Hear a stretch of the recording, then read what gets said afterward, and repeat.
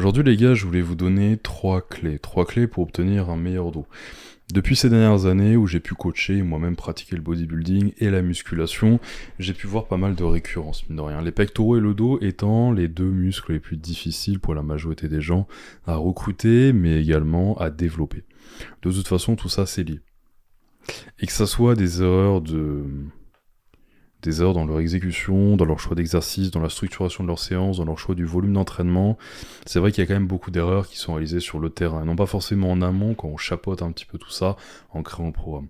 C'est vrai qu'en général sur le terrain, et j'ai la confirmation tous les jours en salle de sport, malheureusement les exercices sont mal faits de manière générale, et en particulier pour les pectoraux et le dos, c'est bien plus coûteux que pour le reste des exercices, et le reste des muscles. Les bras, les épaules, en réalité tout ça c'est assez simple à développer, c'est des mouvements assez binaires, qui ont pas trop de muscles qui risquent d'interférer. Donc en réalité, on peut bourriner un peu plus et être un peu moins regardant. Mais combien de personnes vous voyez avoir des gros pectoraux, un gros dos, et combien de personnes vous voyez avoir des grosses épaules et surtout des gros bras? Donc la réalité du terrain est là, et si jamais tu regardes cette vidéo, c'est très certainement, ou écoute cet épisode, c'est très certainement que justement tu rencontres les mêmes problèmes. Et aujourd'hui, je vais sans plus tarder te donner du coup mes 3 meilleurs conseils pour que ça soit de l'histoire ancienne. Avant de commencer, je tiens à te le dire, le premier lien dans la bio, vous le connaissez, c'est le challenge 100% gratuit de 7 jours qui vous apprend à construire un programme de prise de masse de A à Z. C'est particulièrement intéressant pour tous les coachs et les athlètes de très haut niveau, mais particulièrement avancés dans leur pratique. Et même les plus débutants, en réalité, ça touche un peu tout le monde, mais j'ai fait surtout à destination des coachs et des plus confirmés, même si tout le monde peut y gagner quelque chose. C'est 100% gratuit, c'est un challenge de 7 jours dans lequel vous apprenez de A à Z à structurer un programme de prise de masse qui vous donne des résultats à court, moyen et long terme. C'est le premier lien dans la bio, les retours sont excellents et les places se ferment cette semaine. Ok, j'ai pas encore défini le jour précis, mais là, quand on regarde ces vidéos, on est très certainement mercredi. Ok, donc là, avant la fin du mois de mai, ça va se fermer, ça rouvrira que sûrement fin juin pour pareil 7 jours. Donc, on commence tout de suite. Le premier conseil, évitez les facteurs limitants. Il y a 2 gros facteurs limitants pour le dos. Les lombaires, ok, donc le bas du dos, les lombaires, surtout les mouvements penchés, et la poigne. Plus la séance avance, et plus en fait ces problèmes-là vont être accentués. Donc ce qu'il faut bien comprendre, c'est qu'il ne faut pas bannir les exercices où justement on a le bas du dos qui est en jeu. Pas du tout. C'est vrai que ça reste intéressant mine de rien, tant que ça gêne pas, et que ça fait pas de blessure, que ça n'aggrave pas une blessure déjà présente. Mais ces exercices-là, il faut bien comprendre que plus la séance va avancer, plus notre fatigue générale, mais également locale, va progresser elle aussi. Et ce qu'il faut comprendre aussi, c'est que ces exercices-là qui mettent en tension nos lombaires et qui les fatiguent ne peuvent pas être pratiqués de façon productive, du moins la plus productive possible dans la fin des séances. Donc il faut vraiment les placer au début si vous voulez les placer, et autrement, si vous avez vraiment beaucoup de mal à recruter votre dos, que vous avez des lombaires fragiles ou autres, vous pouvez même les dégager évidemment. Il n'y a pas de règle, c'est comme chaque muscle, on peut faire que des machines, on peut faire que des poids libres, on peut faire un mix des deux, on peut faire que pour le dos des exercices qui mettent pas en tension les lombaires, donc que des tirages qui sont verticaux, des tractions, ce que vous voulez, et des tirages horizontaux qui vous confèrent un support, donc pas des rowing buste penché. En réalité, il n'y a pas de règle. Mais il faut limiter au maximum justement ces facteurs-là limitants. Donc déjà pour la poigne, il faut des sangles, ça c'est pas négociable parce qu'en réalité en bodybuilding et en musculation, la poigne on s'en fout, et vos avant-bras, la façon dont ils vont grossir, d'avoir simplement une meilleure poigne, ça reste quand même négligeable. Il vaut mieux renforcer là le long supinateur, le brachial, avec des prises marteau, des prises pronation, travailler à la limite les fléchisseurs de la main, mais autrement, tenir simplement, ça peut être une option, mais le faites pas quand vous travaillez votre dos.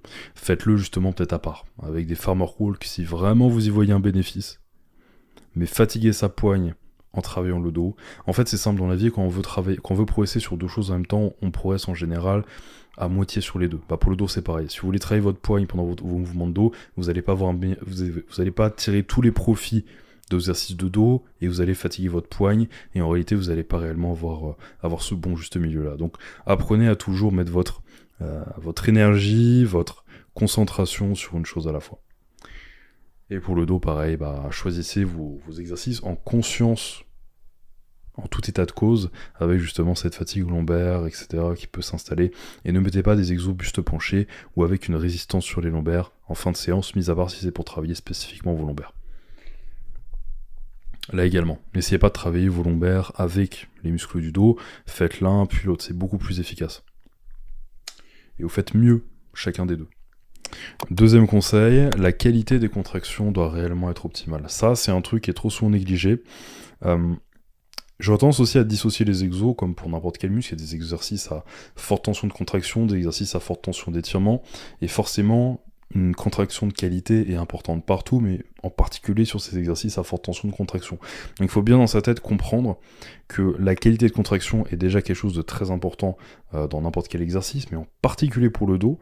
Il y a certains muscles comme ça où on repère certaines choses. Les mollets, j'ai remarqué que le mix entre le lourd et le léger fonctionnait plutôt bien.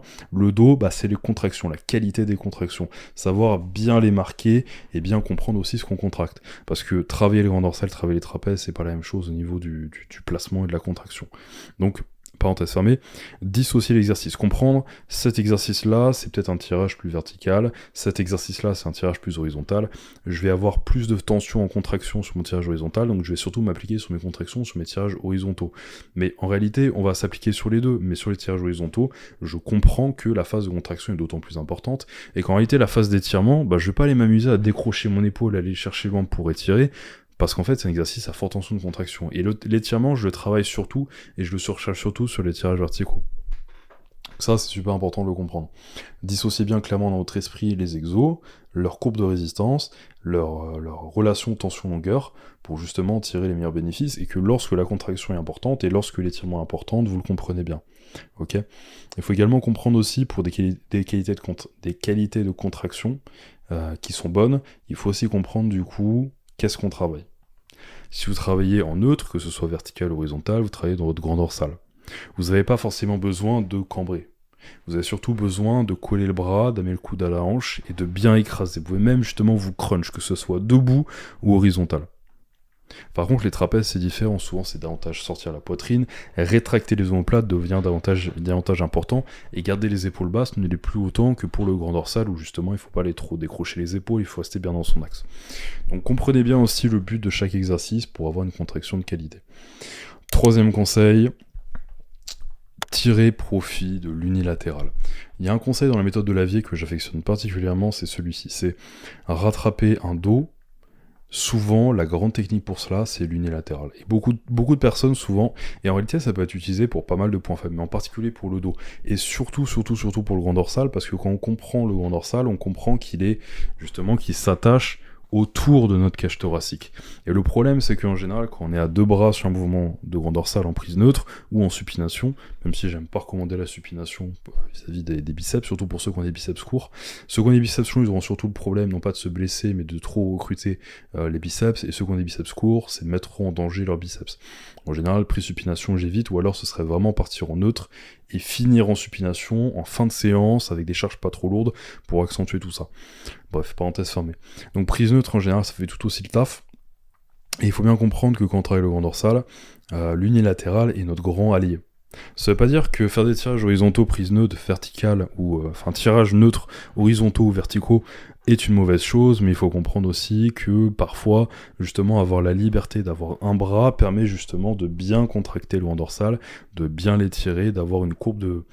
une courbe de résistance, mais en réalité c'est plutôt une amplitude, une façon de travailler le muscle qui est beaucoup plus optimale.